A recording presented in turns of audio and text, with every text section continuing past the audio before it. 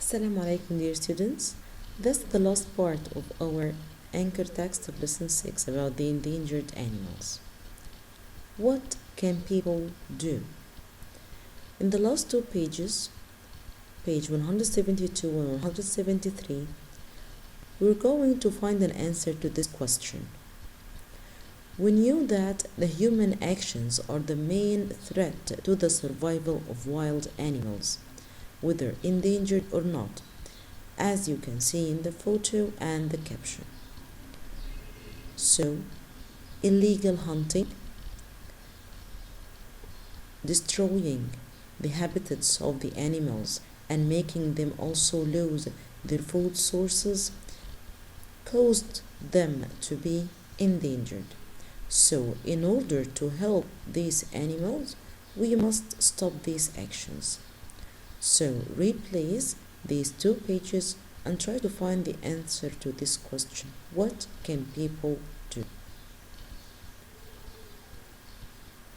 So, to save the endangered animals, their habitats must be protected. The animals must be kept safe from hunters. The resources they need to survive must be plentiful and safe for them to use. Also, you as a reader can help those endangered animals by keeping our environment clean and safe for them.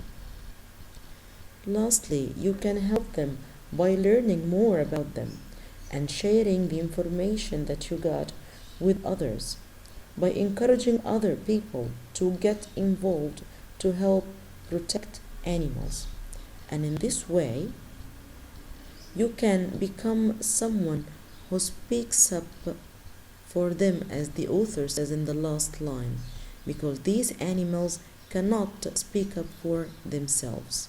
And that's what the author did, that he couldn't achieve his goal to be a vet to help animals, so he became one of these voices that can speak up for the animals and protect them. And that will take us to the essential question: why is it important to research and protect endangered animals? So, by researching, we get information about them, learn about them, and know how to protect them, just to make their numbers start increasing and save their lives. Now, let's sum up the main points that we have learned in this text. The first thing is the genre is an informational text, and that was so clear as throughout the text it gave us information and facts about endangered animals. The second point is the graphic features.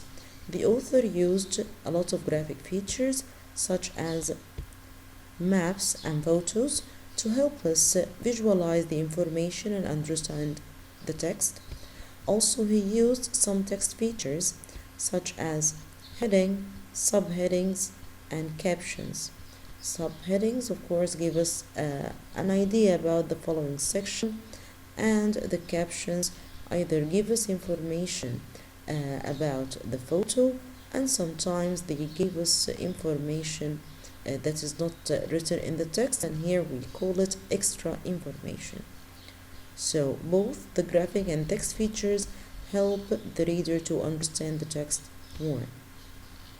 Also, the author used some domain-specific vocab, which are the vocab that are used generally or usually used in a certain topic.